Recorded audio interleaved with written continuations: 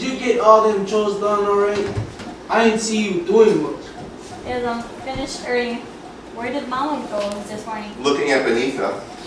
She had to go on a little errand. The phone rings. Benita runs to answer it and reaches it before Walter, who has entered from bedroom.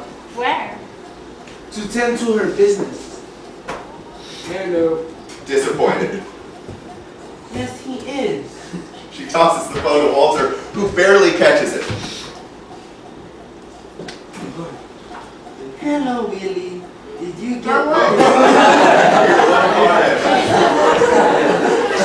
like your enthusiasm. It's Willie Harris again. Excellent. Walter as privately as possible under Mama's gaze. Hello, Willie. Did you get the paper from the lawyer? No, not yet. I told you the mailman doesn't get here till 10:30. No, I'll come there. Yeah, right. Anyway. He hangs up and goes for his coat. Brother, where did Ruth go? Okay, so Walter answers the phone, and who is it? It's the lawyer. Harrison. Oh, now we haven't heard from Willie Harris in a while. Remind me, what is Oh, that's Willie? Walter's his best friend. Yeah, let's help liquor store person. Oh, what? Okay, I can hear above everyone answering. Go ahead, Trinita. Here's your best shot. Walter's good friend. He's helping Walter get the liquor store to start his business. Excellent. Okay, so Willie Harris, right, is Walter's friend, and they're trying to get in on a liquor store. Remember, he needs $75,000 to open it. Okay, so he's sort of being secretive on the phone, and he's talking about lawyer's papers. So he's in the process of trying to get this license. Walter, as he exits, says, How should I know? Oh, come on, Grandma. Should I go outside? Oh, I guess so. You stay right in front of the house though, and keep a good lookout for the postman. Yes, he darts into bedroom for stickball and bat, re-enters and sees Benita on her knees spraying under sofa with behind upraised. He edges closer to the target, takes aim, and lets her have it. She screams. Leave them poor little cockroaches alone. They ain't bothering you, no. Good. He runs as she swings the spray gun at him viciously and playfully. Grandma, Grandma. Look out there, girl, before you be spilling some of that stuff on that child. Travis safely behind the bastion of Mama. That's right. Look out now. He exits. This house looking like this. You ain't got the pride you was born with. I saw a guy doesn't care how houses look. Mama, he's an intellectual. Who? Asagai. Joseph Asagai. He's an African boy I met on campus. He's been studying in Canada all summer. What's his name? Asagai. Asagai. He's from Nigeria. Oh, that's the little country that was founded by slaves way back. No, Mama, that's Liberia. I don't think I never met no African boy before. Well, do me a favor and don't ask him a whole lot of ignorant questions about Africans. I mean, do they wear clothes and all that? Well, now, I guess if you think we so ignorant around here, maybe you shouldn't bring your friends here. It's just that far. It's just that people have such crazy things. All anyone seems to know about when it comes to Africa is Tarzan. Indignantly. Why should I know anything about Africa? Why do you give money at the church for the missionary work? Well, that's to help save people. You mean save them from heathenism? Heathenism. Heathenism. Mama and Everybody knows. You pregnant? Lord have mercy. I sure hope it's the little old girl Travis ought to have as a sister. Benita and Ruth give her a hopeless look for his grandmotherly enthusiasm. For this grandmotherly enthusiasm. How far along are you? 2 months. Okay, so she is afraid that she might not be able to support this child. And the hospital might charge a lot. And the hospital might charge a lot. There are a lot of things that are going on, and the last thing that this family needs is another mouth to feed. So Ruth wearily says, She's 20 years old, Lena. Benita. Did you plan it? Mind your own business. It is my business. Where is he going to live? On the roof? There is silence following the remark as the three women react to the sense of it. Gee, I didn't mean that, Ruth. Honestly, gee, I don't feel like that at all. I think it is wonderful. Dully. Wonderful? Yes, sir. There's a sudden commotion from the street. Who you went to? Okay, so that's an interesting note, right? And it beat it to death, right? There's rat blood everywhere in the street. And how do they react? Are they like, great job? How do they react? Bad. Yeah, they're kind of disgusting, right? I mean, it's just disgusting how a child, again, is describing this scene of just animal cruelty, right? They're just killing these rats that are on the street, which is unsanitary and disgusting. But again, Travis is like, oh, this is like the coolest thing ever. How many of you would think that would be the coolest thing ever? A couple of you are. I'm certain. Two people.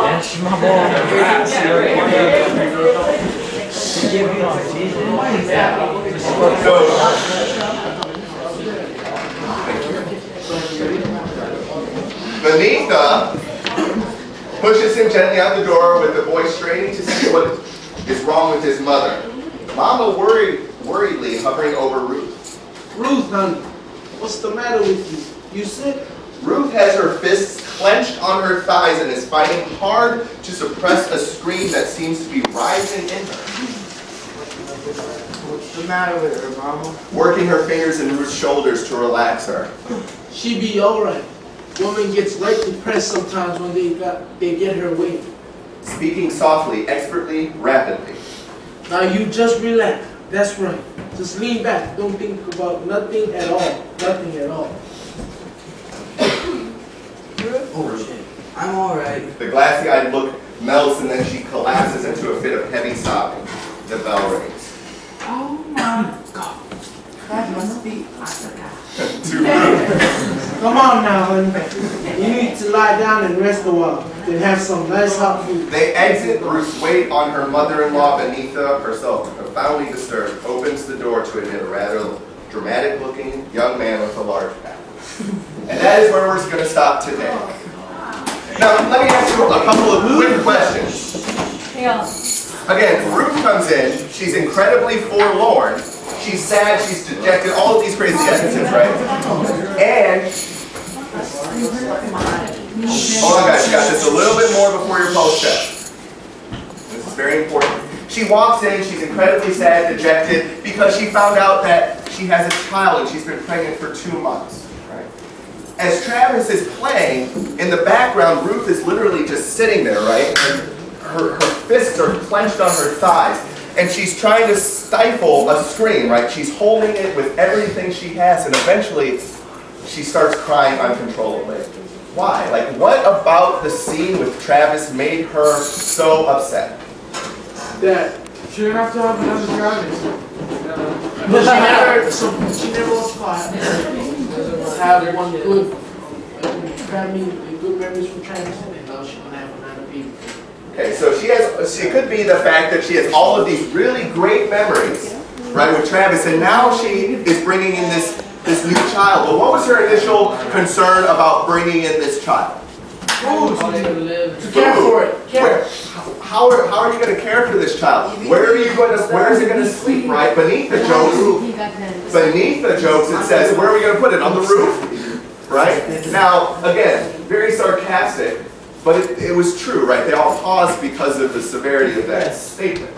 Like, where is the baby going to sleep? And then, once she sees Travis, right, killing that rat, and the rat blood all over the street, she realized that she would be bringing in this child into a world that was disgusting and dirty and sad and depressing. Okay. Any questions about what we have read thus far? No. Guys, let me interject. So what is currently going on in the family? What is like, they're talking about what? What's the current issue going on? Okay, but having a baby, but what about like what we read previously? Money, right? So do you think a baby's gonna complicate that? Talking about money, right? Because Walter essentially wants to do what with the money? Open a liquor store. Benita wants to do what? Go to school. Go to school, and now a baby's in the works, right? Ruth was always the mediator, right, between Mama, Benita, and her husband, right? Yeah. Now, throwing a baby in the mix, right? That's a whole nother ballgame, right? So now we're going to see the story kind of take a new turn about what are they going to do about this, right? What is Mama going to do with the money now? And then we were also, just one last thing, introduced to a new character. Even though we haven't seen him yet, what's his name? Asagai. Right? What kind of person is this guy according to Benita? How is he described? African. He's an African boy. He's from Nigeria. And what about his intelligence? What does she call him? Intellectual. An intellectual, right? An intellectual. And she said something interesting, and I'll leave you with this. Oh, one more thing.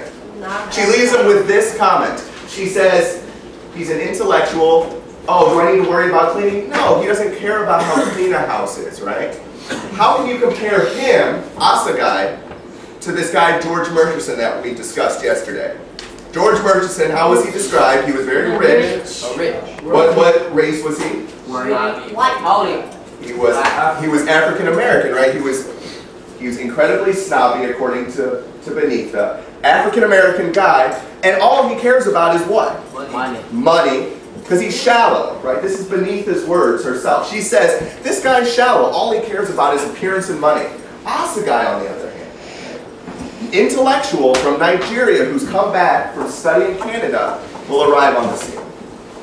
Who do you think Benita is more intellectually attracted to?